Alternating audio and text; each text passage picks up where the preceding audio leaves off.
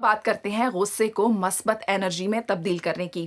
तहकीक के मुताबिक मौसमियाती बहरान के मामले पर लोगों का गुस्सा उन्हें एक्टिविज्म की जानिब आमादा करता है, जो तब्दीली की वजह बन सकता है। तो ये है वो 3 बातें जिस पर अमल करके आप अपने गुस्से को कंट्रोल कर सकते हैं। अगर गुस्से की हालत में रद्द अमल से कबल आप 10 तक गिनती गिने तो आपको गुस्से की शिद्दत में कमी महसूस होगी। तवीलुल मुद्दती एतबार से गुस्से को कम करने के लिए मुराकबे जैसी ज़हनी मशक करें। इससे गुस्सा दिलाने वाले अनासिर से खुद को अलहदा करने में मदद मिलती है। जब आप किसी ऐसी सूरत हाल की वजह से गुस्सा हो जिस पर आपका कोई इख्तियार नहीं है तो उसमें मज़ा शामिल करने की कोशिश करें।